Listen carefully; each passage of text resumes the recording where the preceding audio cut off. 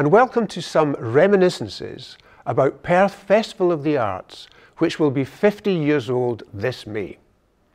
Ever since the first festival in 1972, for 10 days or so each May, a feast of wide-ranging activities celebrating the arts and bringing artists from all over the world takes place in our culture-loving city. In the following conversations, some of the people closely connected to Perth Festival share their memories of the past 50 years. Performers and critics haven't necessarily over the years had the friendliest of relationships. But here I am, celebrating 50 years of Perth Festival of the Arts, and as a result of it, thanking a critic. In this case, Conrad Wilson, because he was the critic who came up with the idea that perhaps the ideal festival would happen in Perth in the early summer. Well, it was a terrific idea, and thanks to him for having it. Turning his idea into reality was, of course, a different thing altogether.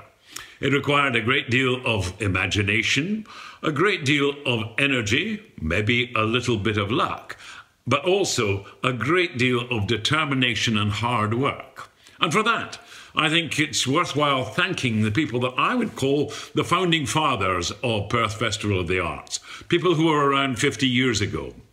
People like David Thompson, like Ian Halliday, like the Cairncrosses. All these people who were in the original committees and then succeeding committees who have turned Conrad's dream into a very, very successful reality. My father was one of the founder members of the festival, so I got to hear about committee meetings which took place every month as the festival was planned.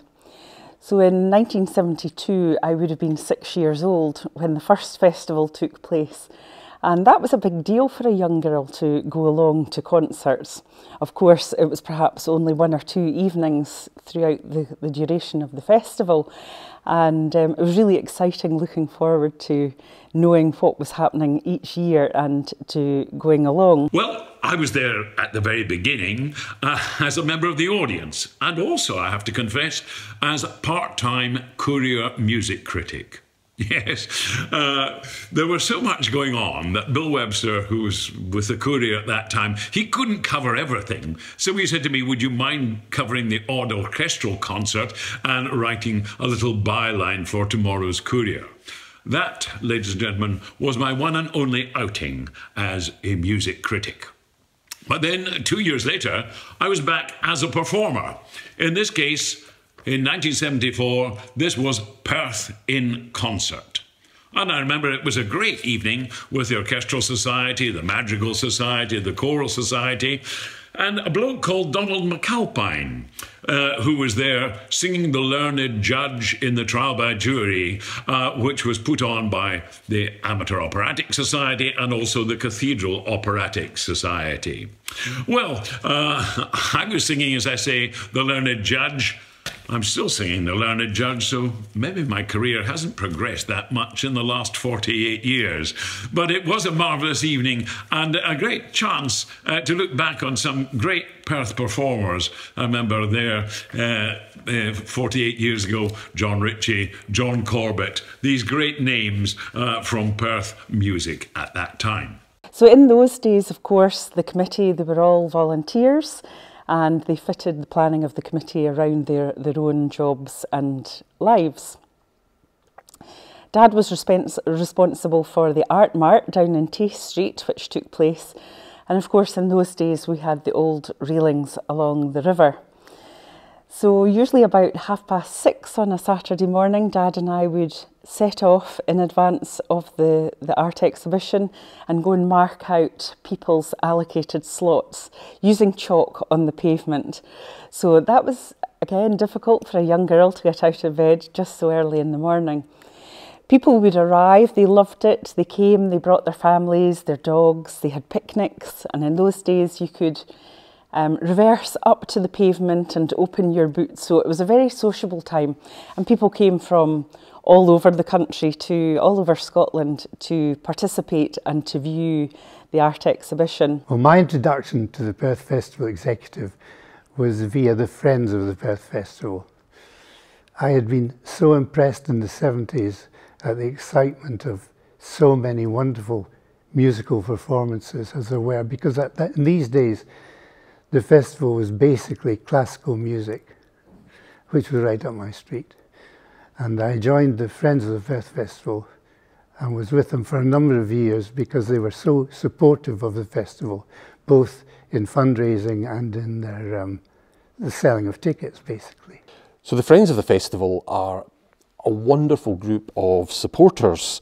In some respects you would call them the original crowdfunders, because they have been giving regularly for many, many years a small amount of money, but collectively, and because there are so many of them, that small amount has made them into one of our major benefactors. And over the years, they've certainly given well in excess of 6 figures to help the running of the Festival of the Arts. I was asked by the executive to join them in 1985, which I thought was, you know, great. And I had the feeling that my expertise in music, my appreciation of music had been recognised at last. And in fact, the reality was quite different, because in these days, before the luxury of an administrator and before the invention really of mobile phones, they needed somebody who could be at the end of a telephone. And as my day job was working in a pharmacy, I was always there 6 days a week. And it sometimes happened that the customers would come in asking to speak to the pharmacist, to be told politely he'd be there in a minute or two, but in fact he was dealing with the Halley Orchestra or the RSNO on next year's programme. Perth Festival of the Arts has been part of my life since probably 1975, 1976, when I was first taken with my class to see shows that were put on by the festival for schools. Those were things like Purvis puppets in the theatre, Atara's band in the old City Hall, and those were my first memories of going to concerts and being excited by being at events and things like that. But I do remember a big surprise we had one year when we asked a Russian male voice choir to come to the festival. It was the Glinka male voice choir. This was a kind of choral concert we'd never really done before. We had no idea how it would go. And to our huge surprise, it was an instant sellout, and it produced a sound which we'd never been used to in choral concerts before. And when it finished, for the first time in my memory, the entire sellout audience rose to their feet as one for a standing ovation. And this was a bit of a surprise for the slightly reserved audiences we used to have at that time. So there was no budget either in those days to pay for accommodation, and certainly no riders, any special treats for the artists. So the committee used to put the artists up in their own homes, and we really enjoyed that, having lots of artists to come and stay with us. I learned to play the cello from a young age, and so having Paul Tortelli and his son to stay with us was great excitement for me.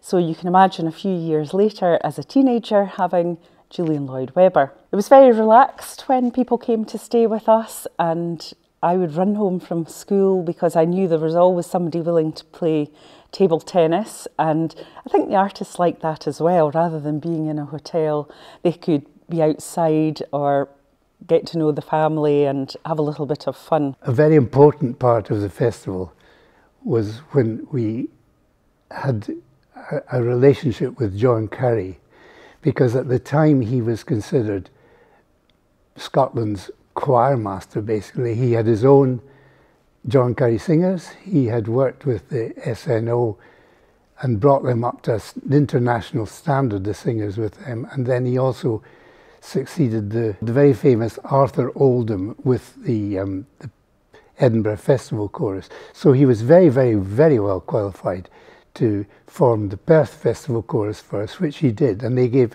concerts for a good number of years after that. But the main thing he did for us was to form the Perth Festival Opera. And this was really a remarkable thing he did. We're very fortunate in Perth to have this gem of a theatre, the Perth Theatre. And the auditorium, John always considered, was the size and intimacy of an auditorium that that Mozart himself would have appreciated. And so we put on practically all the Mozart operas in Perth Theatre over 15 years or so. And it was quite amazing at that time that we could even do 5 or 6 performances of the opera and fill the theatre, because opera's quite special and quite difficult to put on.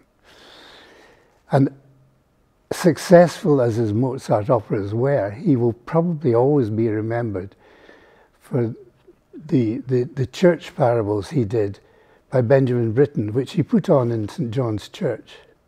And these were great festival pieces, because these were things that were very seldom seen normally by the general public. And they were very moving performances. And to this day, people still who were alive at the time and who attended these performances still talk about them.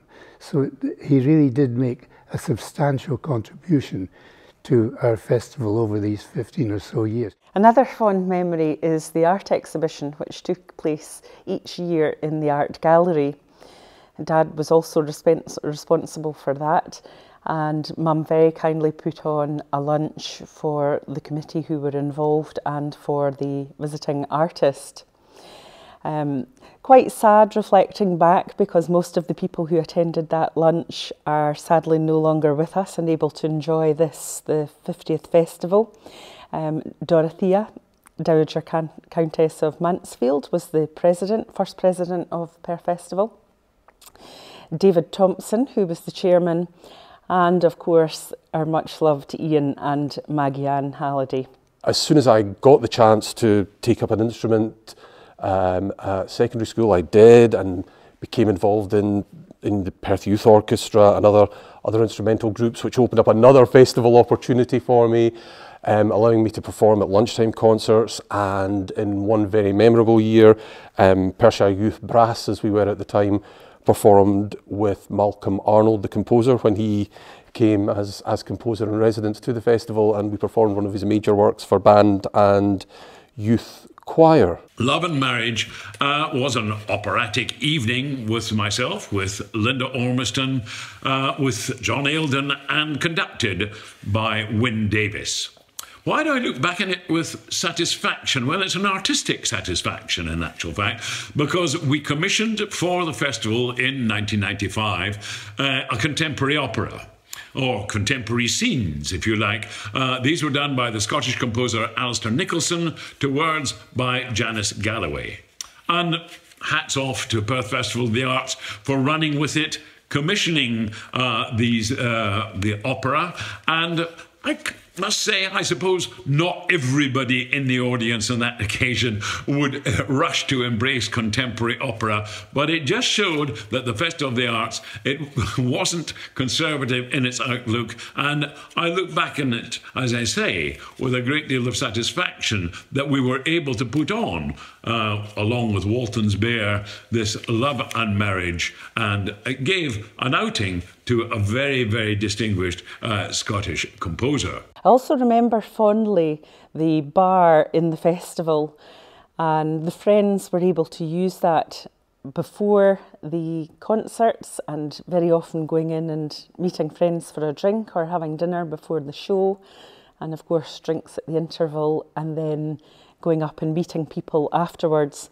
Often the artists would come up after the performance too, and they loved to come into the bar and see all their photographs around the room, great big photos, larger than life, which of course they all autographed. Personally, I'm not from Perth, I'm from Dundee, but I have lived in Perth for the past 20 years, and for over half that time I have been involved with Perth Festival, and delighted to be so. But I did live in Perth for a few years previously in the 1990s, and it was then that I first learned about Perth Festival of the Arts. and I realised what a significant part it played in the cultural life of the city. I went to a few shows and I soon realised, wow, this is a serious festival. What a great thing for Perth to have. So I joined the festival in 1997, and at that time there were, I suppose, 25 members of the committee, and they all had a different job to do. There was artist liaison, ticketing, treasurer, programme writing. They all had a different job, and it was a massive organisation. They were all professional people with full-time jobs.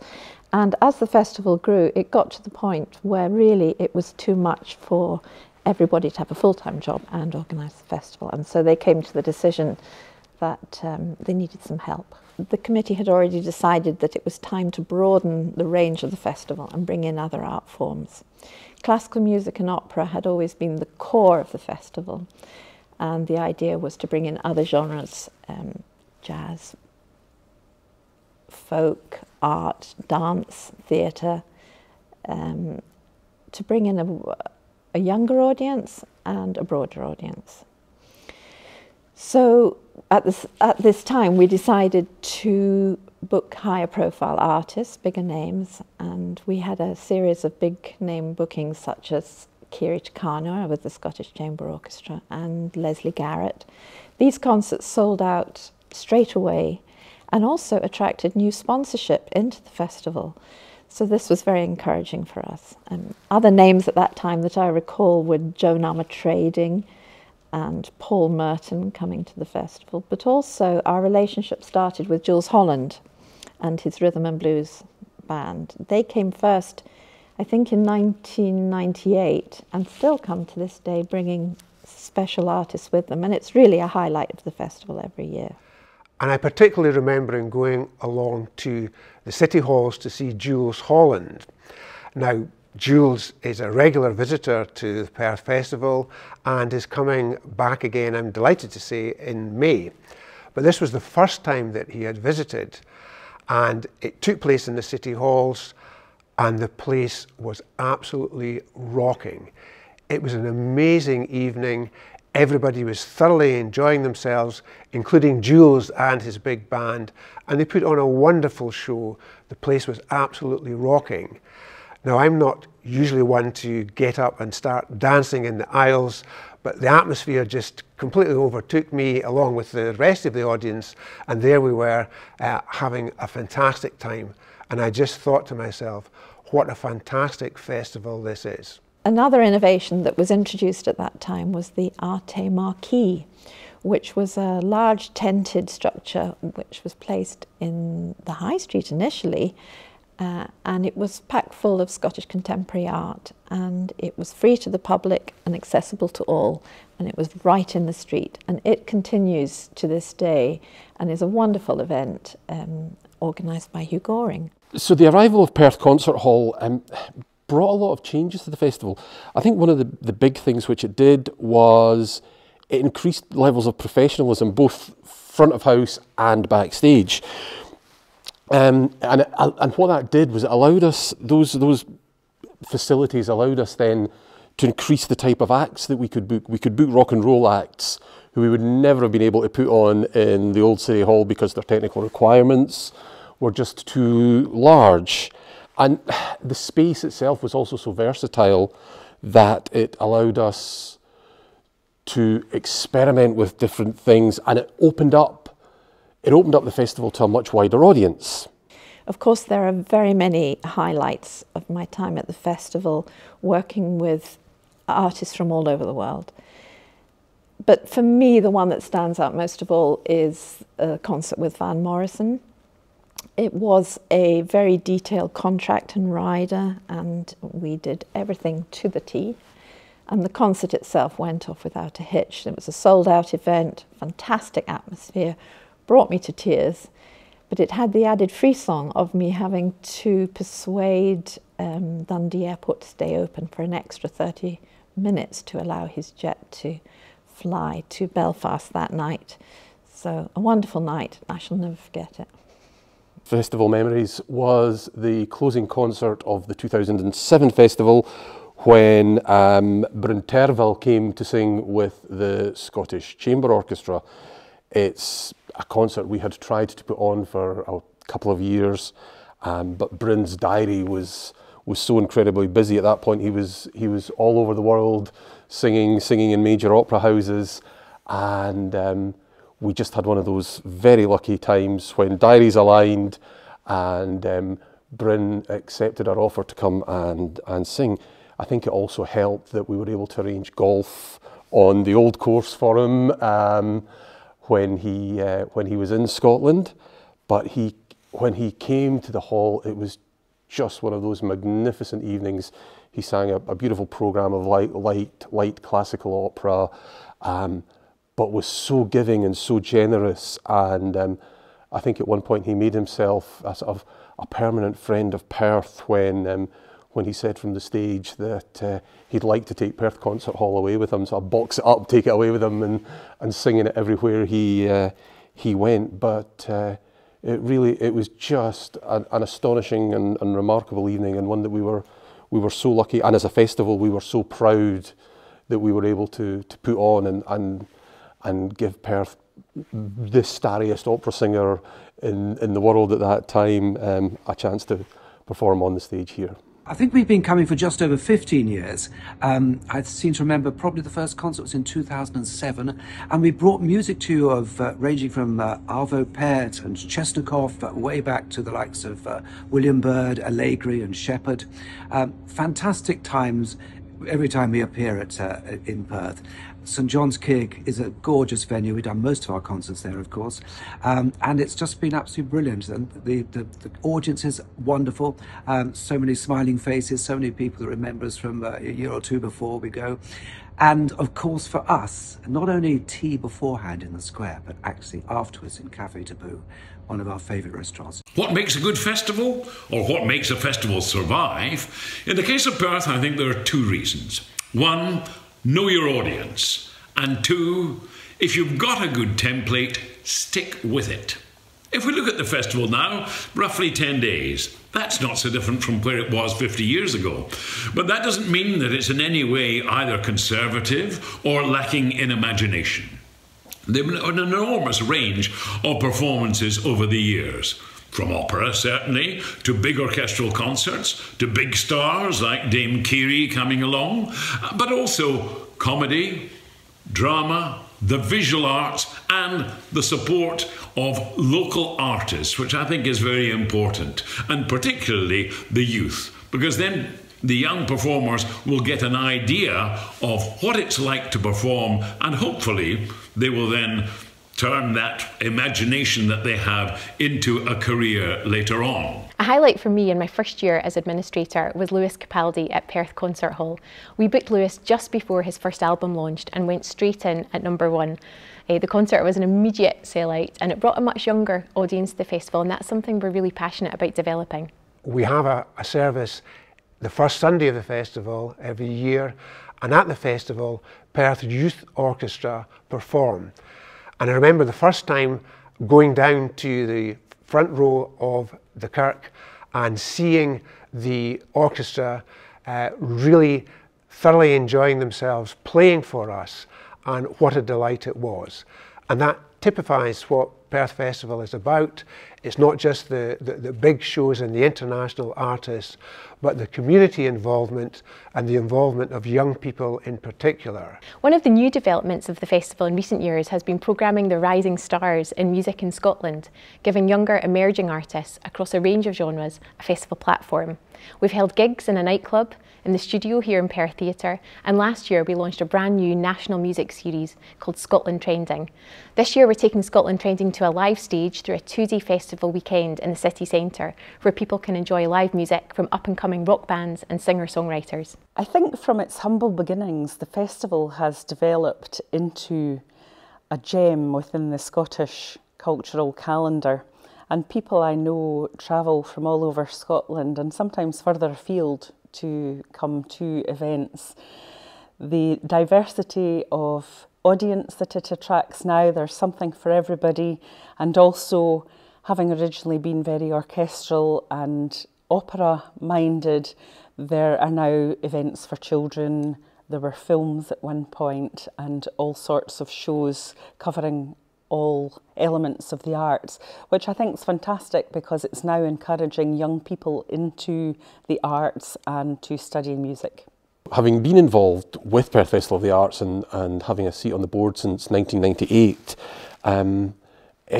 I've used that as part of my way of paying back in some respects for all the benefits and opportunities that were given to me as a young person, and also it's my way that I can play my part in the civic and cultural life of Perth and Kinross. It's been utterly amazing to have been part of the festival for so long and to see the festival get to this remarkable anniversary of 50 years. I can only hope that the event continues to flourish and evolve, and that over the next few years we're still staging the type of concerts where a young primary school kid from somewhere in this area can be brought into the theatre or the concert hall now, see a concert, get excited about music, get excited about the arts, and hopefully in years to come become that person who becomes involved with the festival the way I was. One of the things that has always struck me about the festival is how it's touched the lives of so many different people.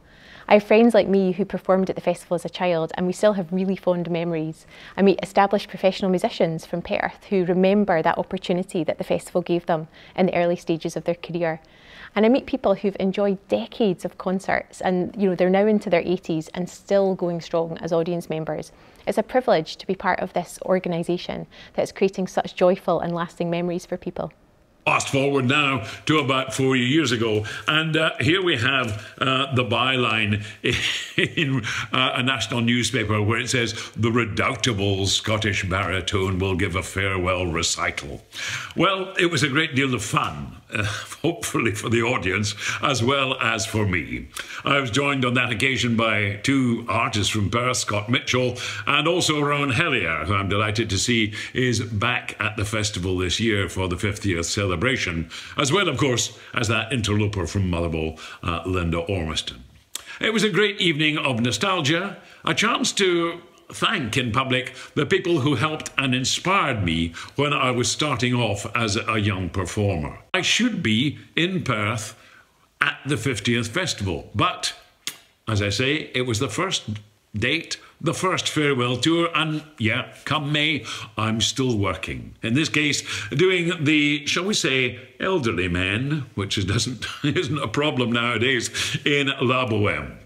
However, I will be delighted to raise a glass from a distance to celebrate 50 years of Perth Festival of the Arts.